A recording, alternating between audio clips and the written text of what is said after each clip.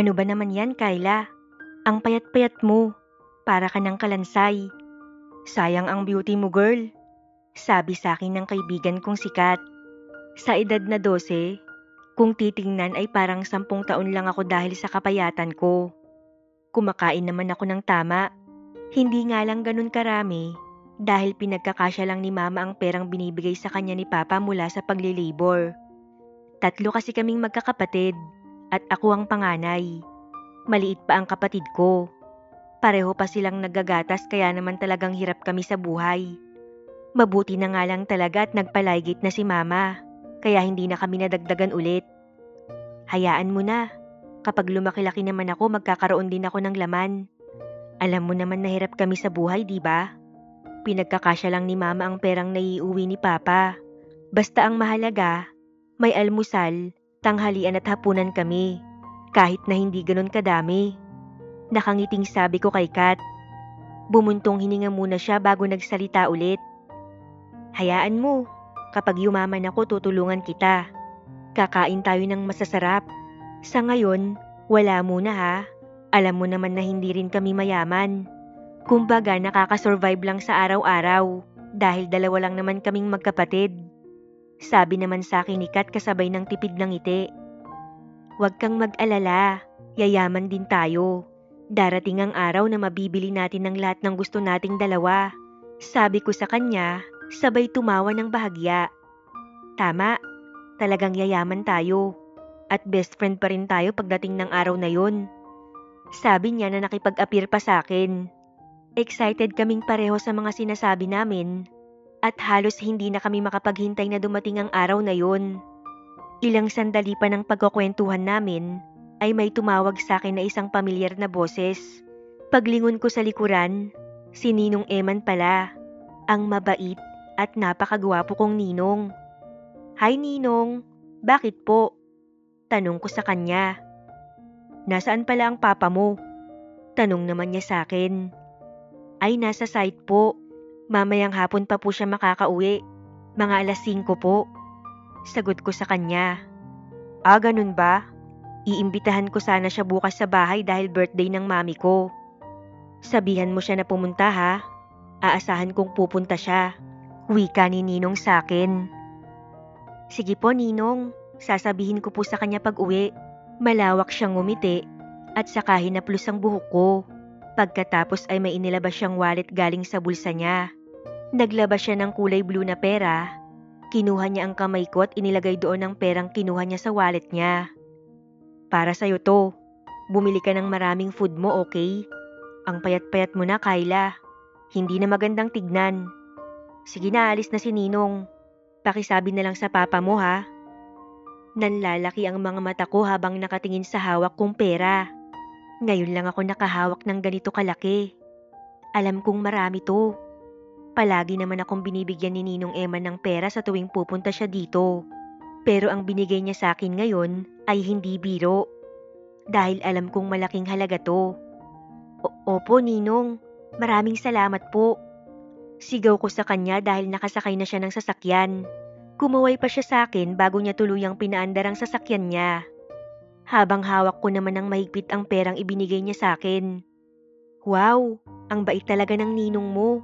Ang daming pera niyan, Kyla. Makakabili ka na ng maraming pagkain. Nanlalaking matang sabi sa akin ni Kat. Oo nga. Sige na, Kat. Uuwi muna ako sa amin para ibigay to kay mama. Mabilis kong sabi bago ako kumaripas ng takbo pa uwi sa amin. Nakarating agad ako sa bahay dahil ilang bahay lang naman ang agwat ng bahay namin kila Kat. Hinihingal pa nga akong napakapit sa pinto ng bahay namin bago ako lumapit kay mama. Mama, tawag ko habang papalapit sa kanya. Ibinigay po sa akin ni Ninong Eman. Pambili ko raw po ng pagkain. Hinahanap niya po kasi si Papa kanina. Hinihingal-hingal kong sabi kay Mama sabay abot ng pera. Nanlalaki ang mga mata ni Mama nang hawakan niya ang perang ibinigay sa akin ni Ninong. Binilang niya yon at napatingin siya sa akin. 10,000? Napakalaking pera naman yata ang ibinigay sa'yo ng Ninong Eman mo. Gulat na sabi niya. Marahan naman akong tumango. Ang sabi niya lang naman po sa akin ang ibigay niya po yan. Ang payat ko raw. kaya bumili raw po ako ng pagkain. Paliwanag ko kay mama. Naku, nakakahiya. Baka nagkamali lang siya. Hintayin natin ang papa mo at ipapabalik ko ito sa kanya. Wika ni mama. Okay, sige. Magbihis ka. Tulungan mo kong bihisan ng mga kapatid mo dahil aalis tayo. Bibili tayo ng maraming pagkain. Sabi ni mama sabay buhat sa bunso kong kapatid. Namili nga kami ng maraming pagkain ni mama. Nagtambak na rin siya ng gatas at diaper para hindi na maubusan si bunso. At nang umuwi si papa, nagulat siya nang makitang maraming tambak na pagkain sa bahay. Ma, bakit ang daming pagkain dito? Naggrocery ka? San galing ang mga pera mo? Tanong ni papa kay mama. Sa ninong Emma ni Kyla. Pumunta dito at hinahanap ka kanina. Birthday daw ng mami niya bukas. Pumunta ka raw. Sagot naman ni mama. Aasahan niya raw po yun, papa. Singit ko naman sa usapan nila. Humingang malalim si papa at saka napahawak sa sentido niya. Kahit kailan talaga si Eman, palagi na lang siyang nakasaklolo sa akin. Parang nararamdaman niya kung kailan ako gipit na gipit at saka doon siya biglang magbibigay ng tulong. Napakalaki na ng utang na loob ko sa kaibigan ko na yun. Siya yung bilyonaryong kaibigan ko na hindi nandiri sa akin o tumapak sa pagkatao ko.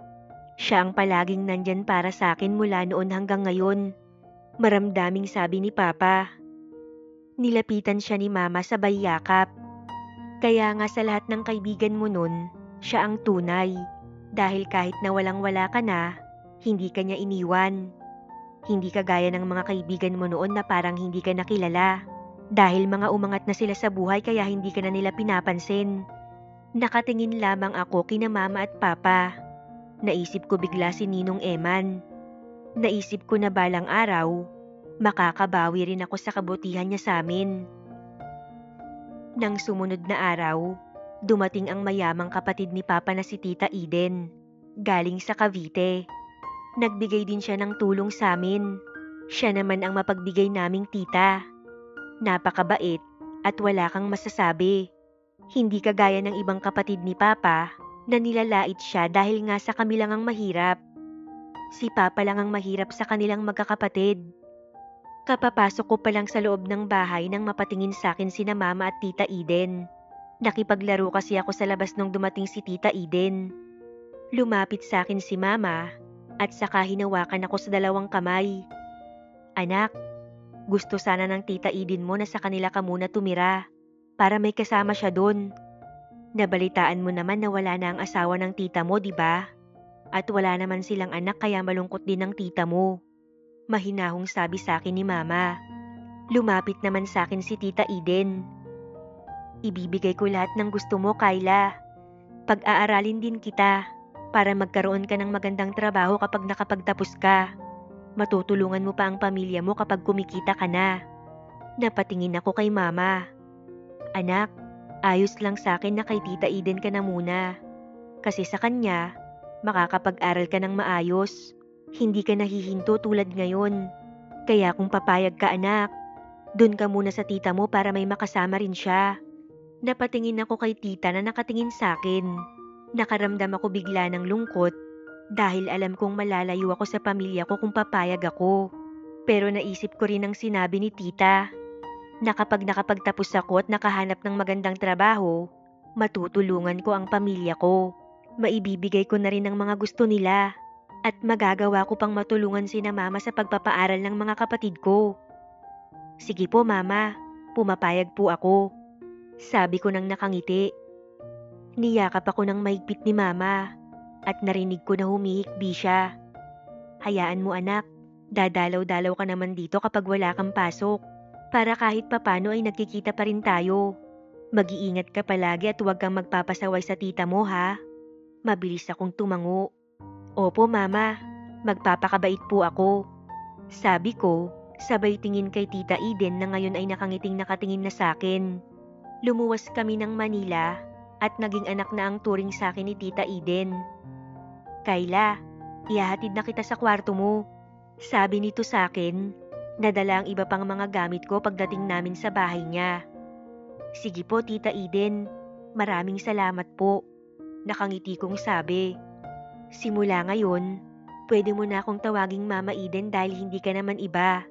Yun ay kung gusto mo lang naman. Hindi naman magtatampo ang mama mo dahil alam naman nila na nasa mabuting kamay ka. Napangiti ako at tumango sa sinabi niya.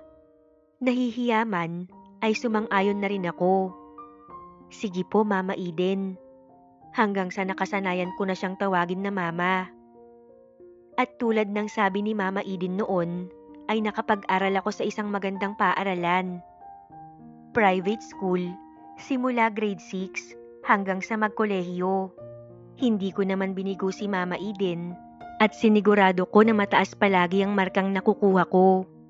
At talagang may mga awards at achievements din ako sa school. Nakagraduate din ako ng may karangalan dahil napaka-supportive ni Mama Eden sa akin. Lalo na sa pag-aaral ko. Talagang parang tunay na anak na akong itinuring ni Mama Eden. Lahat ng meron siya ay meron din ako. At talagang masasabi ko na napakabuti niya sa akin. Hindi siya nagbago sa akin simula umpisa hanggang ngayon. Grabe, napakaganda mo na Kyla.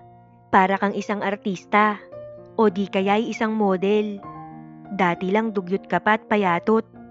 Pero ngayon ibang klase na ang ganda mo. Nakangising sabi sa akin ng kaibigan kong sikat. Nung minsan ay dumalaw ako sa amin. Ganun ba? Hindi ko naman namalaya na nag-transform ako bigla. Pero ikaw din naman, gumanda ka rin tapos sumeksi ka pa. Sabi kong nahihiya. Humaba naman ang nguso niya. Parang hindi naman. Nakakainis nga eh.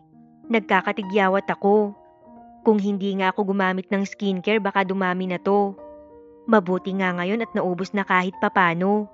Reklamo ni Kat. Mabuti na lang wala akong tagyawat sa muka.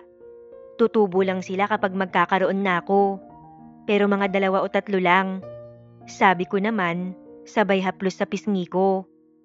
Buti nga ganun talaga yung sakin. Eh di sana all na lang talaga. Siya nga pala, malapit na ang birthday mo di ba? Anong ganap? Biglang singit ni Kat. Oo nga, magto-23 na rin ako ngayon. Sa ngayon, hindi ko pa alam kung ano ang ganap sa birthday ko. Baka kumain na lang kami ng family ko sa labas. Medyo busy pa kasi ako ngayon dahil kakapasok ko pa lang ng trabaho sa isang private company. Sabi ko nang nakangiti. Namilog naman ang mga mata ni Kat.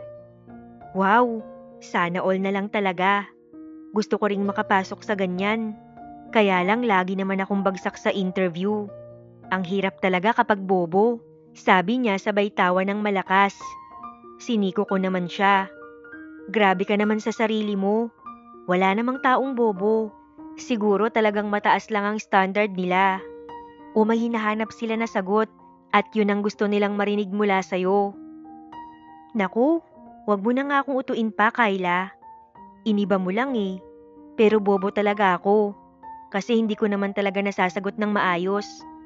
Natatawa akong napailing. Ewan ko sa'yo. Halika na nga at kumain tayo ngayon sa labas. Ililibre kita. Namilog naman ang mga mata niya. Oh talaga? Yun, iba ka talaga Kyla. Mayaman ka na. Malakas ko siyang tinawanan. Masaya ako dahil kahit ilang taon na ang lumipas, ganito pa rin ang trato namin sa isa't isa ni Kat. Parang walang nagbago. Ngayong ako naman ang mayroong trabaho, gusto ko namang bumawi sa kanila.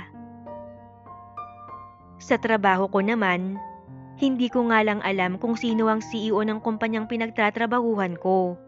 Dahil bago raw ito, bumaba na kasi sa dating pwesto ang CEO, kaya pinalitan ito kaagad.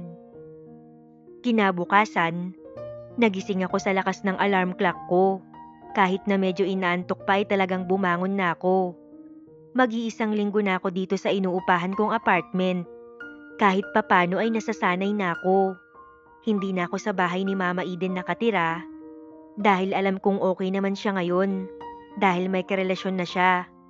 Masaya ako para kay Mama Eden dahil nakahanap pa siya ng lalaking magpapasaya sa kanya sa hinaba-haba ng panahon. Naisip ko tuloy bigla na magkaroon ng boyfriend pero natatakot din kasi ako. Baka kasi hindi naman totoong pagmamahal ang mahanap ko na baka maloko lang ako. Sa panahon pa naman ngayon, maraming lalaki ang gustong gawing parausan lang ang isang babae. Nakatawan lang ang habol nila at hindi talaga nila mahal ang isang babae. Hi Kyla, good morning. Bati sa akin ng isa sa mga katrabaho ko. Good morning din sa'yo. Ganting bati ko naman nang maupo ako sa table ko. Nakapag-ready ka na ba? Mamaya na raw darating ang bagong CEO ng kumpanya natin. At mukhang lahat ng department ay bibisitahin. Nakangawing sabi niya. Umarko ang kilay ko. Oo, ready naman ako. Bakit parang kinakabahan ka yata? Nagkibit balikat lang siya. Wala lang. Kasi 'di ba, bumaba ang sales ng mga products natin. Baka sabihin hindi effective ang pagmamarket natin, kaya hindi ito napapansin ng madlang people. Kibit balikat na wika nito. Loko. Siyempre ginagawa naman natin ng lahat para mapansin ang products natin. Siguro, may nakasanayan pang ibang brand ang mga tao. Pero at least may ilang tao na ang sumusubok sa produkto natin. At naniniwala ako na makikilala rin ito soon. Dahil talaga namang epektibo ang products natin. Nakangiting sabi ko sabay kindat. Sabagay, tama ka. Sige na nga, magtrabaho na tayo. Pero nga pala, hinahanap ka sa akin ni Enzo kanina. Tingin ko talaga na love at first sight sa'yo yung lalaking yun. Nakangiting sabi niya. Hindi ka nalugi dahil siya na ang head ng isang department dito. Meaning, tumaas ang sahod niya. Kaya kapag nag-date kayo solid, siya na ang laging sagot. Dagdag niya sabay mahinang tumawa. Tinawanan ko lang din siya. Hindi ko naman kailangan ng lalaking lagi akong ililibre. Dahil maraming lalaki ngayon ang kayang pagkagastosan ng isang babae. Tapos kaya ka rin nilang lokohin. Humaba naman ang nguso niya sa sinabi ko. Sabagay, tama ka. Pero pasado naman ang mukha niya sa'yo. Tanong niya sa akin. Tumikhim ako, saka inimagine ang itsura ni Enzo. Gwapo naman siya. Matangkad, mestizo, may dimple, matipuno ang katawan, at mabait pa. Pero hindi siya ang tipo ko. Ewan ko ba, pero hindi ako attracted sa kanya kahit nagwapo siya. Mukha siyang mabait kung titingnan. Pero ang hanap ko kasi yung medyo maangas ang dating. Yun bang medyo bad boy, pero maginoo at hindi babaero. Oo, gwapo naman siya, pero hindi ko talaga siya type. Hindi ako attracted sa dating niya. Parang masyadong mabait. Gusto ko kasi yung medyo maangas. Yun bang medyo nakakatakot at talagang kaya kang ipagtanggol kahit na kanino? Sabi ko sabay tawa. Natawa na rin siya. Ay, yung bad boy ang dating. Superhero ata ang gusto mo eh. Naku, iwasan mo ang mga ganyan. Dahil mga manloloko ang ganung lalaki. Masasaktan ka lang ikaw din. Sabay ikot ng mga mata niya na ikinatawa ko ulit. Grabe ka naman. May mga bad boy naman na nagiging good boy kapag nahanap na nila ang babaeng magpapatino sa kanila. Malakas siyang natawa. Mukhang pang telenovela yata ang naiisip mo, Kyla. Hay naku, bahala ka na nga. Pero wala namang masama kung mangangarap ka ng gising. Malay mo naman talaga biglang dumating sa buhay mo ang lalaking hinahanap mo. Sabi niya sabay tawa ulit. Naging abala na kami sa trabaho. Ilang minuto ang lumipas. May kumatok sa pinto at pumasok ang head ng department namin. Hello everyone. Tumayo ang lahat at i-welcome natin ang bagong CEO ng kumpanya natin, Mr. Eman Sarmiento.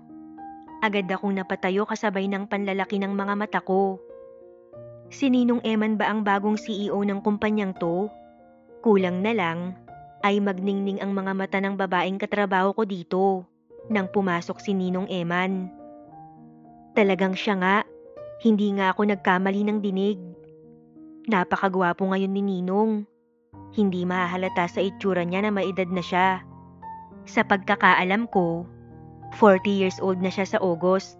Pero kung titingnan, mukha siyang nasa 30s lang. Ganito ba talaga kapag mayaman? Parang hindi tumatanda. Guwapo at magaganda pa rin. Kinausap siya ng head department namin at ipinapakita at pinapaliwanag kung ano ang ginagawa namin para sa company. Napalunok ako ng laway nang biglang magtama ang paningin namin ni Ninong at nginitian niya ako. Kaya naman, napatingin sa akin ang mga katrabaho ko. Bigla tuloy akong nailang at napakamot sa ulo. "Sir, siya po si Miss Sanchez, new employee po," sabi ng head namin. Tumingin sa kanya si Ninong Eman. "Yes, I know her.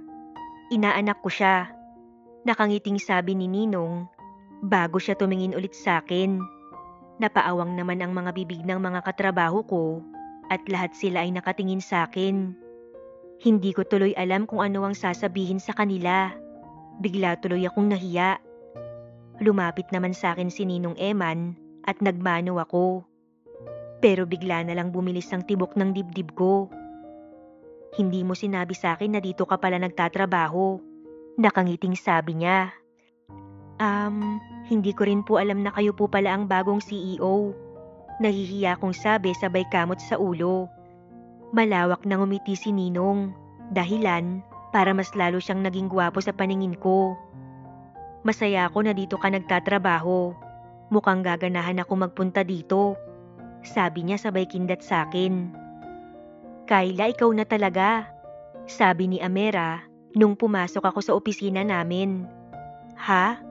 Anong ako na talaga?" Kunot noong tanong ko.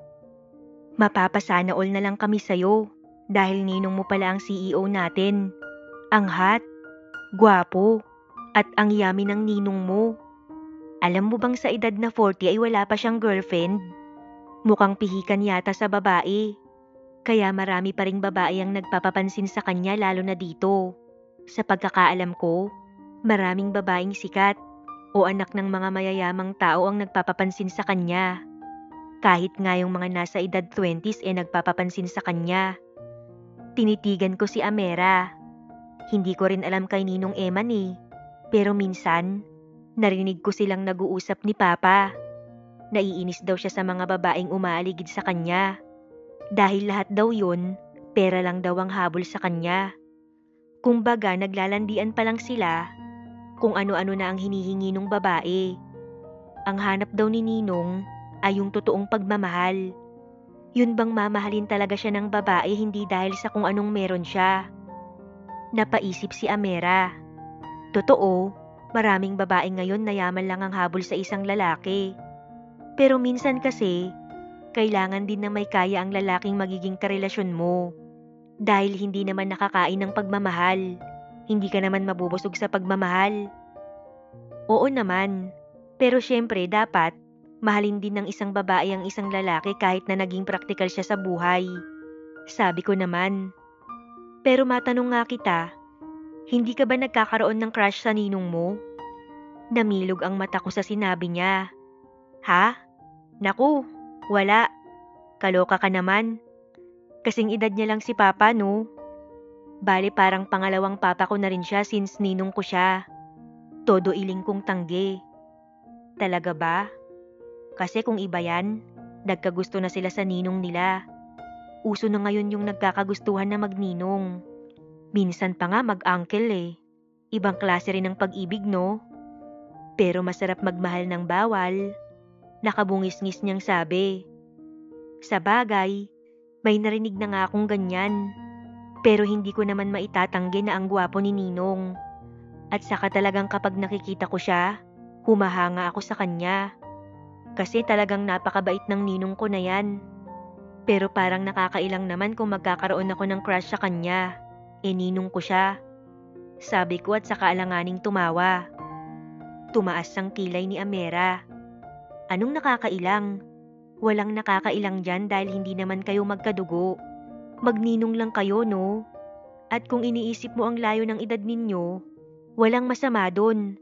Dahil maraming tao ngayon ang nagpapakasal at masayang nagsasama. Kahit napakalayo pa ng agwat ng edad nila.